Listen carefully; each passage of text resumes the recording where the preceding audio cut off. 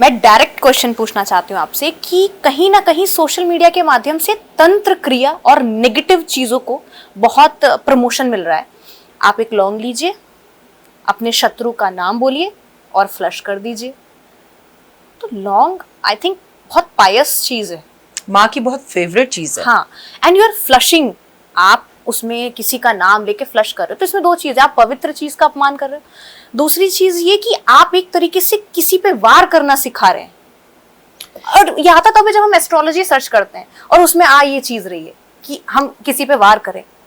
मैंने आपसे कहा ना, इसको सिर्फ और सिर्फ गवर्नमेंट रोक सकती है, नंबर 1 बात।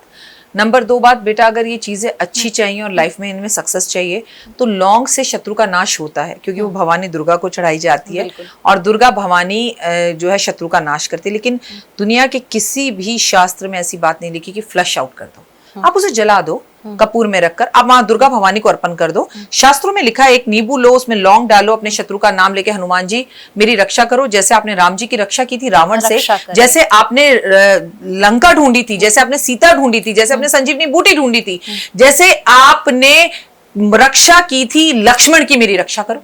रक्षा word is a positive actually, लेकिन आप फ्लश आउट कर दो। मैं कह रही हूँ ना, तो कुछ लोगों ने सिर्फ फेमस होने के लिए दिन रात रातों रात में इस चीज को नीचे गिरा दिया है। और ये बहुत बड़े बड़े स्तर पर बैठे हुए, जब हमारे आप देखिए बहुत बड़े बड़े सेमिनार्स होते हैं, एस्ट्रोलॉजी फील्ड के अवार्ड्स होते हैं, बड़े बड़े लोग दिग्गज वहाँ सारे एस्ट्रोलॉजर्स मिलते हैं, तो हम इस विषय पर बात करते हैं सारे। लेकिन वो सारे एस्ट्रोलॉजर जो 3-4 आपको पॉडकास्ट में दिख रहे हैं, वो ऐसे किसी भी फंक्शंस में आपको दिखाई नहीं देंगे। एंड दे आर क्लेमिंग कि वो आपको 6 महीने में एस्ट्रोलॉजी सिखा देंगे। बहुत सारे साइट्स हैं, आप 6 महीने हमारा वेबिनार अटेंड करिए, हमारे क्लासेस अटेंड करिए और आप एस्ट्रोलॉजर बन जाएंगे। तो ये कैसे पॉसिबल है कि मैं ऑनलाइन अटेंड करूं उनकी पर्सनल क्लासेस? और मैं तो आज तक एस्ट्रोलॉजी सीख रही हूँ, और तुम्हें एक बात बोलूं, मैं मरकर भी दोबारा जन्म ले लूं तो भी पूरी तरह से एस्ट्रोलॉजर नहीं बन पाऊंगी। मैं क्या, दुनिया का कोई भी, हर रोज एक एस्ट्रोलॉजी नई चीज सिखाती है, हर एक चीज नई आती है। अब हमारे उस जमाने की एस्ट्रोलॉजी में और आज के जमाने के उपायों में जमीन आसमान का फर्क हो गया। पहले गाय घर में ही रहती थी, पहले बाथरूम घर के बाहर होते थे, तो अब हम अगर नए जमाने के एस्ट्रोलॉजर बन रहे हैं तो उपाय भी हमें नए जमाने के लाने पड़ते हैं, हमें चीजों को भी बदलना पड़ता है। अब मैं थोड़ी लोगों को कह दूंगी कि गाय को जाके रोटी खिलाया, लोग कहते हैं गाय नहीं मिलती, लोग कहते हैं कौवा नहीं मिलता, लोग कहते हैं जी हमें पढ़ना ही नहीं आता राखी जी, तो हम इतने ये हम मंत्र ही नहीं पढ़ सकते। तो फिर उस हिसाब से उनके हिसाब, फॉरेन में शिव जी पे लोटा जल चढ़ाए, यहाँ तो चढ़ा ही नहीं सकते, तो फिर उनके हिसाब से हमें उपायों को कलियुग के हिसाब से बदलना पड़ता है, हम उन्हें कर्म करने को कहते हैं। लेकिन मुझे नहीं पता ये कौन लोग हैं जो 6 महीने में एस्ट्रोलॉजी सिखा देते हैं, मुझे नहीं पता ये कौन है। हाँ, 6 महीने में टैरो रीडिंग सीखी जा सकती है, 1 महीने में भी टैरो रीडिंग सीखी जा सकती है, और बाकी कोई भी चीज आज की तारीख में आप सीखो तो कोशिश करो कि उस शख्स से आप सर्टिफिकेट जरूर लो और आप किससे सीख रहे हो ये बात पक्की हो। और मैंने आपसे कहा ना, एस्ट्रोलॉजर के पास जाने से पहले आप जब अपने बेटे का ऑपरेशन दिमाग का कराते हैं तो कौन डॉक्टर है, गूगल सर्च करते हैं, उसको कितने अवार्ड्स मिले हैं, कब से लोग उसे जानते हैं, आप हर चीज पता करते हैं। इवन आप अपना एक छोटा सा पप्पी भी अगर 2 दिन के लिए हिल स्टेशन पे जा रहे हैं, उसे उसके हॉस्टल में छोड़ते हैं तो उसकी सारी जानकारी लेना चाहते हैं। तो ये जिंदगी है आपके बच्चे की, आपके पति की, आपके परिवार की, तो आप किस एस्ट्रोलॉजर के पास जा रहे हैं, कब से है, कहाँ कहाँ उसका नाम है, कहाँ उसने काम किया है, कब से वो इस फील्ड में है, उसके बारे में गूगल पे उसे कितने पॉइंट्स मिले हुए हैं, कितने स्टार लोगों ने देखे हुए हैं, ये तो आप सब देख सकते हैं ना, ये तो आपके हाथ में है। आप देखिए, जांचिए, सोचिए, समझिए, परखिए, फिर आगे बढ़िए। लेकिन चाहे वो मैं हूं या कोई हो, आप सोचिए एस्ट्रोलॉजी 2 दिन में आ जाए तो नहीं हो सकता। बिल्कुल। वैसे मैं आपको एक चीज बहुत देर से मैं नोटिस कर रही हूँ, you are looking so beautiful, specially आपकी बिंदी और सिंदूर बहुत खूबसूरत लग रही है। तो मेरे मन में एक जिज्ञासा है कि आजकल लोगों का ये कहना होता है कि if you are married it's not necessary कि आप बिंदी लगाइए या सिंदूर लगाइए, ये सब दिखावा है और सुपरस्टिशियस वाली चीजें हैं जिसे हमें कंटिन्यू नहीं करना चाहिए, ऑर्थोडॉक्स वाली चीजें। तो आप मुझे ये बताइए कि क्या बिंदी और सिंदूर का जो कॉन्सेप्ट है, क्या इसके पीछे साइंस है, आध्यात्म का महत्व है, या बस दिखावे के लिए है? देखिए, सबसे पहली बात तो फिर घूम कर आऊंगी गुड़िया, सबसे पहले तो संस्कार है और उसके बाद फिर साइंटिफिक बताऊंगी और शास्त्र भी बताऊंगी। मैं जब पार्वती माँ को देखती हूँ तो वो 16 सिंगार में मुझे दिखाई देती हैं। जब मैं माता रानी को देखती हूँ तो मैं उन्हें सिंदूर अर्पण करती हूँ। अब मैं माँ को तो सिंदूर अर्पण करूँ और मैं छोटी सी निक्कर पहन के, हाफ कट स्लिप्स पहन कर और फूल लेती हुई माता रानी के पास जो है मैं सिंदूर चढ़ाने जाऊँ, माता रानी मेरी शादी कर ले, माँ यही कहेगी पहले कपड़े तो पहना पूरे बेटा, जो लेने आई है वो तो लो। देखो, ईश्वर ने, खुदा ने, भगवान ने हमें सुहागन बनाया है। हजारों बच्चियां हमारे पास रोज आती हैं जो कहती हैं राखी जी शादी नहीं हो रही, बस आप ये बता दो शादी कब होगी, हम बहुत परेशान हैं। अभी अगर आपने देखा हो हीरा मंडी मूवी आई, हीरा मंडी मूवी में जो पूरी की पूरी उनकी टीम है वो कपिल शर्मा के शो में आई, तो सोनाक्षी सिन्हा के साथ जब कपिल शर्मा मजाक कर रहे थे तो सोनाक्षी सिन्हा ने कहा मैं बस एक ही बात चाहती हूँ, मैं कितनी जोर से चाहती हूँ कि मेरी शादी हो जाए। सोचिए एक सेलिब्रिटी चाहती है उसकी शादी हो जाए, उसकी शादी में भी प्रॉब्लम्स है। Is it? तो आम इंसान के बारे में क्या होगा, जबकि यूं चुटकी बजा के शादी कर सकती है, राइट? लेकिन प्रॉब्लम्स है। सो शादी होना एक बहुत बड़ी बात है, सुहागन होना एक बहुत बड़ी बात है। और भाई मैं तो ये सब इसलिए करती हूँ, मैंने ये संस्कार अपनी माँ से सीखे। अब साइंटिफिक क्या है, जब एक औरत अपने हाथ में आलता या मेहंदी लगाती है, या वो चूड़ी पहनती है, या वो सिंदूर भरती है, या पैर में बिछुआ या पायल पहनती है, और वो खुश महसूस करती है अपने श्रृंगार को देखकर, उसे अपने पे गर्व होता है कि that I am looking beautiful, जैसा कि आपने कहा, तो वो शांत रहती है, वो खुश रहती है। जब वो खुश रहती है तो वो अपने हाथ अपने पति की तरफ आगे बढ़ाती है, उसका पति रिलैक्स रहता है। जब उसका पति रिलैक्स रहता है, घर से काम, शांति और प्यार मिलता है, तो फिर वो ऑफिस में जाके आराम से काम कर पाता है, उसके परिवार में सुख आता है। तो सब कुछ जुड़ा हुआ औरत से है। औरत ही घर बनाने वाली, औरत ही घर बिगाड़ने वाली। बिल्कुल, आपने इसीलिए श्रृंगार का समान महत्व हमारे जीवन में बहुत है। आपको अनमेरिड दिखने में कुछ नहीं मिलने वाला। मैं अपने सारे यूट्यूबर्स को, बच्चों को एक ही बात बार बार बोलती हूँ, मेरे पास आओ, मांग भर कर आओ, बाल बांध कर आओ, चाहे हाफ बांधो चाहे थोड़े से बांधो, आप बांधो जरूर बाल, और उसके बाद अपने बालों में क्लिप करो, बालों को टाई करो, पैरों में बिछुआ पहनो। आप ऊपर से लेकर नीचे तक मुझे सुहागन दिखनी चाहिए। जो रूप आपको ईश्वर ने दिया माँ पार्वती का, इससे बेहतर तो कोई चीज ही नहीं हो सकती। अब जैसे मैं अनमैरिड हूँ, बट मुझे पायल का बड़ा शौक है। इवन मैंने अभी भी पायल पहन रखा है, मैं हमेशा पायल पहनती हूँ। तो जब मैं कॉर्पोरेट फील्ड में आई या इस फील्ड में आई, तो जब मैं ऑफिस जाती थी तो बहुत से लोग मुझसे पूछते थे आप मैरिड हैं? तो आई वॉज लाइक नहीं मैं मैरिड नहीं हूँ। तो आपने पायल क्यों पहन रखा है? तो सोसाइटी में ये बना हुआ है कि सिर्फ मैरिड लोग ही पायल पहन सकते हैं। सोसाइटी में ऐसा नहीं बना हुआ, सिर्फ नॉर्थ में ऐसा बना हुआ है। हाँ, exactly. साउथ में आप जाएं तो 5 साल की बच्ची टीका लगाएगी, गले में सोने की चेन होगी, हाथ में कंगन होंगे, पैर में पायल होगी, तो वहां पर उसे लक्ष्मी का रूप बोला जाता है। पिता भी अपने बेटी के पैर छूकर जाता है। ये कल्चर सिर्फ मेट्रो में आपको दिखाई देगा। पायल पहनना तो हमारा जन्म सिद्ध अधिकार है। गले में माला पहनना, कड़े पहनना, कानों में बाली पहनना, इसका पति से कोई लेना देना नहीं। पति का केवल 3 चीजों से लेना देना है, मांग के सिंदूर से, गले के मंगलसूत्र से, और पैरों की बिछुआ से। बाकी सब कुछ आप अनमैरिड होकर पहन सकती हैं। मैं खुद साउथ रीजन से हूँ, तो हमारे घर से एपी स्टार्ट हो जाता है। तो हमारे एरिया में सब काली बिंदी, चंदन, गले में गोल्ड की चेन और पायल कंपलसरी है, कोई ऑब्जेक्शन नहीं करता। बट जब मैं नॉर्थ साइड आई, इतनी क्वेश्चंस कि आपने क्यों एक्सेसरीज डाल रखी है, अच्छा नहीं लग रहा। तो वो बड़ा सा आजकल का ऐसा ट्रेंड हो चुका है कि आप नहीं पहन सकते। अब ये फैशन में आ गया है, वरना ऐसा नहीं है। मैं जब बहुत छोटी थी तो मेरे पापा हमेशा मेरे पैरों में पायल पहना कर रखते थे, और हमेशा कानों में बालियां। छोटी सी मैं हॉस्टल में पढ़ती थी तो भी उन्होंने मेरे कानों में बालियां पहनाई और बोला कि हमेशा अच्छे से तैयार होकर रहो। सो इट्स डिपेंड लोगों का कल्चर। अब जो है ना, प्रॉब्लम ये है कि हम जो है पाश्चात्य संस्कृति की तरफ जाते जा रहे हैं, और पाश्चात्य संस्कृति वाले साड़ी पहनकर हमारी तरफ आते जा रहे हैं। तो ये कल्चर बदल गया है। ये पाश्चात्य संस्कृति की आपने बात कही, एक मुझे अचानक से एक पॉडकास्ट याद आ गया। एंजल्स के ऊपर एक पॉडकास्ट में चर्चा हुई है, और उसमें उन्होंने मस्जिद, church, I think this is going to be controversial video, but मस्जिद, चर्च और मंदिर, इन तीनों को कंबाइन करके उन्होंने वीडियो को एक्सप्लेन, उस टॉपिक को, एंजल को एक्सप्लेन किया है पॉजिटिवली। तो कहीं ना कहीं उन्होंने सनातन को सेपरेट नहीं किया है, मिक्स ही कर दिया है कि चर्च में भी एनर्जी है, क्रिश्चियंस के कल्चर में, मुस्लिम्स के भी कल्चर्स में, और हिंदू के कल्चर में भी, जिसे सनातन कहा जाता है। तो कहाँ तक इसमें मतलब आपको लगता है कि सच है या गलत है? देखिए, गुरुद्वारे जाएं तो वहां के जल में एनर्जी है, गंगा जी में जाएं तो वहां पर एनर्जी है। इस पूरे ब्रह्मांड में, इस वक्त इस कैमरे में, आप में, मुझ में और इस कमरे में भी बहुत सारी एनर्जी है। ये पूरा ब्रह्मांड पॉजिटिव और नेगेटिव एनर्जी से बना हुआ है। आप जिस धर्म को मानते हैं, पहले तो मैं आपको ये सलाह दूंगी, उसी में टिकिए और उसी को मानिए, और किसी धर्म की तरफ उंगली मत उठाइए, किसी और धर्म के बारे में बात मत करिए। और अगर आप सनातनी हैं, भारत में हैं, और आप एक एस्ट्रोलॉजर, और आपके नाम के आगे टैरो कार्ड रीडर लिखा हुआ है, या आपके नाम के आगे एस्ट्रोलॉजर लिखा हुआ है, तो हाथ जोड़ के दूसरे धर्मों को हमारे धर्म में ना घुसाएं। पहला, और किसी तरह के अंग्रेजी शब्दों को हमारे धर्म में ना घुसाएं। पावर्स एनर्जीज होती हैं। अब हम 11-11 को एंजल नंबर्स कहते हैं। 11-11 को तुम्हारे माता पिता ने कहा 11 रुपए का शगुन दे दो, 11 रुपए लड़के के हाथ में रखो, आज से लड़की हमारी हुई। तो 11, 21, 31 तो हमारा शगुन नंबर ही है, शुरू से हम इसे मानते हैं। 11 नंबर 2 का नंबर है, मन को खुशियां देने वाला है। तो आप जिस धर्म के ना उसी धर्म को माने तो बहुत अच्छा होगा, ना हम किसी और धर्म के बारे में बात करें। और बीइंग एस्ट्रोलॉजर तो आप सनातनी होकर और सनातनी कपड़े पहनकर, चंदन की माला पहनकर, चंदन का तिलक लगाकर दूसरे भाषाओं को या दूसरे देश के शब्दों को अपने देश के अंदर लाने की कोशिश ही ना करें। इससे सनातन धर्म टूटता है, सही नहीं होता। ओके, तो बहुत से इंग्लिश वर्ड्स हैं जिससे कहा जाता है कि आप पानी पी रहे हैं, अगर आप चाय पी रहे हैं तो उस वर्ड को आप रिपीट करिए, क्योंकि मैं वो वर्ड नहीं बोलना चाहती, और उसे फूकिए और फिर आपके अंदर बहुत पॉजिटिव एनर्जी आ जाएगी और इंस्टेंट एनर्जी आ जाएगी, जस्ट लाइक इलेक्ट्रॉल का काम करने वाला है वो। बट वो आप हैं एक एस्ट्रोलॉजर और वो वर्ड है वेस्टर्न कल्चर के। ठीक है, तुम अपना हाथ मुझे दो, मैं तुम्हें एनर्जीज अभी फील कराती हूँ। आंखें बंद करो और मेरे साथ साथ बोलो, मैं बहुत शक्तिशाली हूँ, मैं बहुत शक्तिशाली हूँ, मैं बहुत पॉजिटिव हूँ, मैं बहुत पॉजिटिव हूँ, पूरे ब्रह्मांड से मुझे चारों तरफ से बहुत गुड न्यूज, बहुत पॉजिटिविटी, बहुत सी पॉजिटिविटी, बहुत आराम, बहुत सुकून मिल रहा है।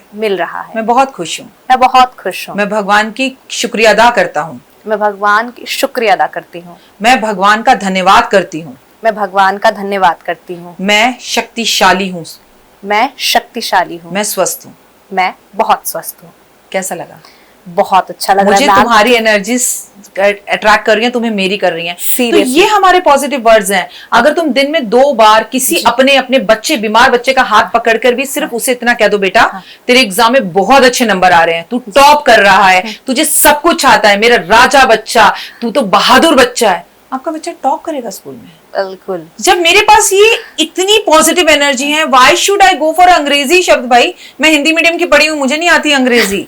लेकिन मैम मैं सच बताऊं, मुझे बहुत अच्छा लग रहा है मुझे इतनी अंदर से पॉजिटिविटी फील हो रही है। यही बात खाना खाते वक्त, यही बात पानी पीते वक्त, यही बात, मैं बहादुर बच्चा हूँ, मुझे सब कुछ आता है, मैं बहुत समझदार हूँ, सारी शक्तियां मेरे साथ है, मेरे माता पिता का आशीर्वाद मेरे साथ है, परम पिता परमात्मा मेरे साथ है, मैं बहुत बहुत बहुत खुश हूँ। बिल्कुल। You feel the energies. फिर इंग्लिश वर्ड्स क्या करेंगे? एनर्जी की बात करें तो सूर्य हमें सबसे ज्यादा एनर्जी देता है। कहते हैं कि अगर आपके अंदर सेल्फ कॉन्फिडेंस की कमी है तो आप सूर्य जी को जल देना शुरू करिए। अच्छा, ये हम बचपन से सुन रहे हैं और ये सदियों से चलता आ रहा है कि सूर्य को जब हम जल अर्पित करते हैं एक निश्चित समय पर, तो उससे हमारे बॉडी में पॉजिटिविटी आती है। साइंस के अकॉर्डिंग भी रिफ्लेक्शन डिफ्लेक्शन का कॉन्सेप्ट है। लेकिन अभी एक एस्ट्रोलॉजर ने कहा कि सूर्य अग्नि का तत्व होता है और जल जो है वो जस्ट उसका ऑपोजिट है। अगर हम अग्नि तत्व पर जल अर्पण करेंगे तो वो कहीं ना कहीं उसे सप्रेस करेगा। हमें जल डालने की बजाय घी का अर्घ देना चाहिए। अगर हम घी अफोर्ड नहीं कर सकते हैं तो हमें घी का छिड़काव कर देना चाहिए सूर्य जी का नाम लेके। तो एक बार को मेरे मन में ये सवाल भी आया कि हाँ यार, कॉन्सेप्ट तो सही है, क्योंकि अग्नि तत्व है तो उन्हें वही चीज देनी चाहिए जिससे वो बढ़े।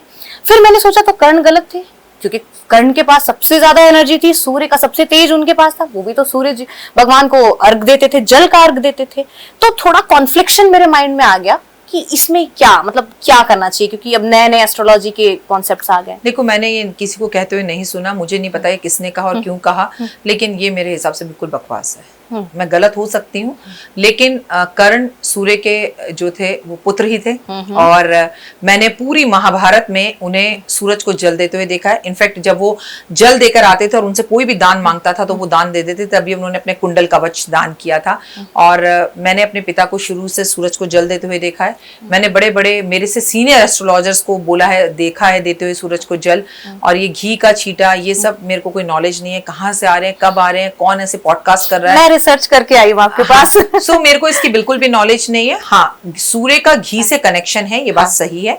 मैं कह रही हूँ आप कुछ मत करो, पुराने जमाने की तरह सूर्य नमस्कार करो, सूर्य के सामने बैठकर पढ़ाई करो, सूरज के सामने गंगा यमुना में खड़े होकर नहाओ और सूरज के सामने बैठ के खाओ, सूर्य के सामने बैठकर सूर्य नमस्कार करो, सूरज को प्रणाम करो, और नहाने के साथ साथ जब आप सूर्य देव को देखो, क्योंकि सूर्य देव और चंद्र देव एक ऐसे देवता हैं, मुझे कृष्ण जी नहीं दिखते, मुझे माता रानी नहीं दिखती, पर अपनी खुली आंखों से मुझे सूरज और चंद्रमा दिखते हैं प्रत्यक्ष, ऐसे देवता जो हम देख सकते हैं। वो रहे सूर्य, वो रहे चंद्रमा, तो वो मुझे प्रत्यक्ष रिजल्ट देते हैं। और सूर्य को जल देने से, सूर्य कौन है घर में? पिता, ग्रहों का पिता, ग्रहों की आत्मा। तो आपके पिता अगर शक्तिशाली हो, आप अमिताभ बच्चन आपके पापा हो तो हुए, फिर क्या है? बिल्कुल। Is it? नरेंद्र मोदी जी आपके पिता हो तो फिर क्या है? लोग अपने बाप को लेकिन घर से निकाल रहे हैं और सूर्य भगवान को जल चढ़ा रहे हैं। एग्जैक्टली वो कल्चर बिगड़ता जा रहा है। और कहना है कि एस्ट्रोलॉजर ने गलत सजेशन दिया, मेरा सूर्य तो स्ट्रांग हो ही नहीं रहा। मैं कहती हूँ ना, सब कुछ एस्ट्रोलॉजर ही गलत नहीं करते हैं, आप भी अपनी समझ से चीजों को कीजिए। और मैं आपको एक बात बताऊं, आज इतने यूट्यूब चैनल से मैं आपके माध्यम से फिर ये बात बोलूंगी, मेरे पास मत आओ, मुझे प्लीज अपनी कुंडली मत दिखाओ, मुझे कुछ नहीं आता। जब फ्री ऑफ कॉस्ट मैं हर रोज 365 दिन आपको बता रही हूँ, आज एकादशी है, आज प्रदोष है, आज पूर्णिमा है, आप बस वो उपाय कीजिए ना। इसे मेरे पास आने से क्या चमत्कार हो जाएगा? मैं भी तो वही उपाय बता रही हूँ, मैं रोज वीडियो डाल रही हूँ। अगर आपको जॉब नहीं लग रही तो आप क्या करें? कर्म कीजिए ना। आपको मेरे पास आकर अपने पैसे क्यों लगाने हैं? मत लगाइए, मत दीजिए हमें पैसे।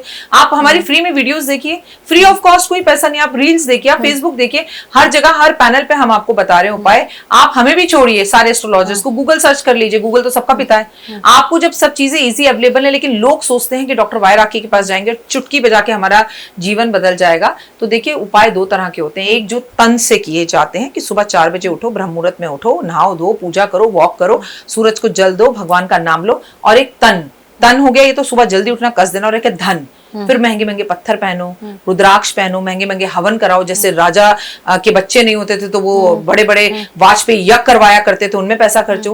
तो ये आपकी मर्जी है, तन लगाओ या धन लगाओ। और मैं तो आपसे कहूंगी कि सबसे पहले अपनी वाणी को सही कर लो, माता पिता के साथ रिश्ते अच्छे कर लो, अपने घर को बहुत खूबसूरत बना लो। आप यकीन मानिए, आप जल्दी उठिए, अच्छा बोलिए, मीठा बोलिए, अपने कर्म कीजिए। कबूतरों को बाजरा, गाय को रोटी, कुत्ते को दूध, चींटियों को खाना। आपको दुनिया में किसी डॉक्टर वाई राखी की और किसी भी एस्ट्रोलॉजर की जरूरत है ही नहीं। एक मेरा बहुत बड़ा सवाल है, इसमें बहुत से सवाल के जवाब मैं चाहूंगी। लोगों की लाइफ में जब प्रॉब्लम्स आता है तो वो एस्ट्रोलॉजर्स के पास जाते हैं, अपनी कुंडली का विश्लेषण करते हैं। अब जब कुंडली का विश्लेषण होता है, उन्हें जब पता चलता है मेरी राहु की महादशा, केतु की अंतर्दशा, ये दशा वो दशा, बहुत सारी नेगेटिविटी उन्हें पता चल जाती है। इसके बाद क्या होता है कि वो अपना कर्म करना छोड़ देते हैं कि हमें तो ये सब पता, अब तो हमारा इस साल कुछ नहीं होने वाला, भाई राहु की महादशा चल रही है, केतु की अंतर्दशा चल रही है, अब तो छोड़ो, ये एक साल तो मेरा बर्बाद होने वाला है, तो घर में बैठ जाते हैं। तो इस वक्त इंसान को क्या करना चाहिए? क्या वो एस्ट्रोलॉजी जानने के बाद, वो अपनी कुंडली जानने के बाद उसे काम करते रहना चाहिए, या उसे ये मान के बैठ जाना चाहिए कि नहीं यार मेरा तो टाइम खराब चल रहा है, 6 महीने मेरा कुछ नहीं होने वाला? अगर ऐसा होता तो हमें इसका सबसे बड़ा परिमाण जो मिलता है वो गीता में मिलता है। श्री कृष्ण भगवान जिसके साथ हो, क्या कभी वो हार सकता है? तब भी कृष्ण जी ने कहा युद्ध कर, लड़, गीता का उपदेश दिया। 5 पांडवों को कहा मैं तुम्हारे साथ हूं पर मैं हथियार नहीं उठाऊंगा, रणनीति बनाऊंगा, मैं तुम्हारे रथ को चलाऊंगा, तुम्हें सब कुछ बताऊंगा। नहीं तो भगवान कहते चुपचाप यहाँ बैठो, मैं एक तीर चलाऊंगा, अभी युद्ध जिता दूंगा। लेकिन गीता में भगवान ने हमसे ये बात कही ना कि भाई मैं हूं भी तेरे साथ, और वैसे मेरे और आपके साथ भी भगवान है। राहु खराब है तो भी हमारे साथ है, पर कर्म तो बच्चा तुझे ही करने हैं। मैं साथ खड़ा हो सकता हूँ पर तेरे कर्म मैं नहीं कर सकता, तेरे कर्म तू ही भोगेगा। श्री कृष्ण भगवान ये कहते हैं कि कृष्णो अर्पण, अगर अच्छे कर्म करो मुझे अर्पण कर दो, बुरे कर्म करो मुझे अर्पण कर दो। लेकिन अगर तुझमें मैं की भावना है, मैं करता हूं, तो फिर वो मैं तो जरूर टूटती है, जैसे दुर्योधन की टूटी थी। जी। अब अगर मैं आपकी बात करूं, डॉक्टर वाई राखी, तो दिनचर्या में डॉक्टर वाई राखी जी क्या फॉलो करती हैं? क्या है आपका राज? क्या है आपके लाइफस्टाइल का राज? मैं चाहती हूँ कि आप हमें बताएं। मेरी लाइफस्टाइल का राज वनस्थली विद्यापीठ से शुरू होता है। मैं वनस्थली विद्यापीठ कक्षा 6 में चली गई थी, इट इज इन राजस्थान। और ये वर्ल्ड वाइड लड़कियों की, सिर्फ गर्ल्स हॉस्टल की ऐसी यूनिवर्सिटी है जो नंबर 1 है एशिया के अंदर। वहाँ सिर्फ लड़कियां पढ़ती हैं और वो गांधी के सिद्धांतों पर आधारित है। वहाँ खादी के कपड़े पहने जाते थे। हमारे को वहाँ सुबह 4 बजे उठा दिया जाता था, इनफैक्ट 3:30, और हमें कुएं से पानी भर के नहाना होता था। और करीबन एक हॉस्टल में 500-600 लड़कियां होती थी और 4 बाथरूम होते थे और हमें लाइन लगाकर नहाना पड़ता था। तो मुझे शुरू से ये था कि मैं सबसे फर्स्ट नहा लूँ, नहाकर पूजा करूँ और पढ़ाई करूँ। तो मेरी हैबिट तब से है। मैं डॉक्टर वाई राखी, मेरे सारे व्यूअर्स ये बात बहुत अच्छे से जानते हैं, मैं सुबह 3:30 बजे उठती हूँ, मैं रात को 9-9, 10-10, 11-11, 12-12 बजे, 1-1, 2-2 बजे जैसे लोग लाइव जाते हैं वैसे मैं लाइव नहीं जाती हूँ, क्योंकि मैं 8:30 बजे सो जाती हूँ। मेरा परिवार, मेरा संसार मुझे जानता है। मैं आपको अगर ये कहती हूँ एकादशी पे चावल नहीं खाओ, तो मैं पहले चावल खुद नहीं खाती हूँ। अगर मैं कहती हूँ आज गुरुद्वारे जाओ, तो पहले मैं गुरुद्वारे खुद जाती हूँ। मैं अगर आपको ये कहती हूँ कि आज आपको निर्जल व्रत रखना है, तो मैं खुद 24 घंटे का पहले निर्जल व्रत रखती हूँ। मैं एस्ट्रोलॉजी की फील्ड में 2 महीने चप्पल नहीं पहनती, सावन में 1 महीना चप्पल नहीं पहनती, कार्तिक में 1 महीना चप्पल नहीं पहनती, जमीन पर सोती हूँ। पर मैं आपको जो भी कहती हूँ, मैं अपने व्यूअर्स को जो भी कहती हूँ, अपने संसार और परिवार को जो कहती हूँ, पहले मैं उसको खुद पे एप्लीकेबल करती हूँ। जब मैं खुद पे लागू करती हूँ, उसके रिजल्ट्स देखती हूँ, तब कहती हूँ। मैं लोगों को स्टोन पहनने की सलाह देती हूँ, पर मैंने खुद स्टोन्स पहने हुए हैं। मैं ऐसा नहीं करती हूँ कि मैं खुद 12-12, 1-1 बजे सोकर उठ रही हूँ और लोगों को कह रही हूँ बच्चा जा 4 बजे उठ के गुरुद्वारे में माँ शिव पर जल दे, सूरज को जल दे। ऐसा नहीं। तो आप सबकी जो फेवरेट वायराकी डॉक्टर वायराकी जी हैं, वो खुद कर्म को फॉलो करती हैं, तो सिर्फ स्टोन के भरोसे आप मत रहिएगा। आप जिनके फैन हैं वो खुद भी कर्म को ही प्राथमिकता देती हैं।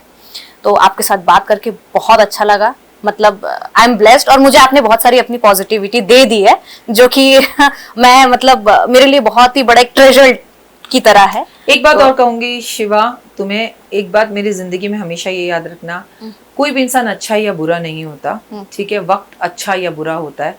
कुछ इंसान होते हैं जिन्हें दूसरों को नीचा दिखाने में या बुरा करने में अच्छा लगता है। तुम अपने कर्म करो। कोई पॉडकास्ट में कुछ भी कर रहा है, क्योंकि मैंने देखा है कि महाभारत के अंदर पांडव भी थे और महाभारत में जो है कौरव भी थे, ठीक है। कौरव भी बुरे नहीं थे, पांडव भी बुरे नहीं थे, लेकिन वो अपना अपना कर्म कर रहे थे। तो कुछ एस्ट्रोलॉजर हैं जो ऐसी चीजें कर रहे हैं, वो अपने कर्म कर रहे हैं। Better we should not talk about them, हम उनके बारे में बात ही ना करें। लेकिन जहाँ सनातन की बात हो, हम एक बात हमें जरूर होनी चाहिए कि एक ऐसी साल में मीटिंग होनी चाहिए जहाँ देश और दुनिया के सारे एस्ट्रोलॉजर्स आए, और जो बाकी एस्ट्रोलॉजर्स हैं, जो सीनियर एस्ट्रोलॉजर्स जो बात करते हैं ग्रंथों की, शास्त्रों की, वो ऐसे एस्ट्रोलॉजर्स को रोके जरूर कि ये कर लो तो ये हो जाए, ये दबा दो तो ये हो जाए, ये लिख लो तो ये हो जाए। ये सब चीजें बेकार की चीजें हैं और इससे एस्ट्रोलॉजी का बहुत मजाक उड़ रहा है। हमें किसी को जज करने की जरूरत नहीं, और मैं तो बिल्कुल आपको जज नहीं कर रही हूँ, लेकिन ऐसी चीजें बोलिए कि ऐसी वाणी बोलिए मन का आपा खोल, औरन को शीतल करे आपहु शीतल हो। बिल्कुल मैम, तो हमारा जो उद्देश्य था किसी के हृदय को ठेस पहुंचाना नहीं था, बस कुछ चीजें ऐसी हैं सोशल मीडिया पर जो बच्चों पर नेगेटिव इम्पैक्ट डाल रही है, क्योंकि आजकल के छोटे बच्चे बहुत ज्यादा सोशल मीडिया का यूज करते हैं, तो उन तक ये नेगेटिविटी मुझे लगता है नहीं पहुंचनी चाहिए। बस ये हमारा उद्देश्य है। बाकी किसी भी एस्ट्रोलॉजर या किसी के ऊपर टिप्पणियां कसना हमारा कोई ऐसा इंटेंशन नहीं है। आपके साथ बात करके बहुत अच्छा लगा, इतनी गहरी आपने जानकारी दी। अगर मुझसे कोई गलती हुई हो तो उसके लिए मैं माफी चाहती हूँ। नहीं, मैं भी आपसे और आपके व्यूअर्स से अगर मेरी कोई बात बुरी लगी हो तो क्षमा, क्योंकि माफी मांगने वाला कभी छोटा या बड़ा नहीं होता, लेकिन जो माफ कर दे वो हमेशा बड़ा होता है। जय माता दी। Thank you ma'am.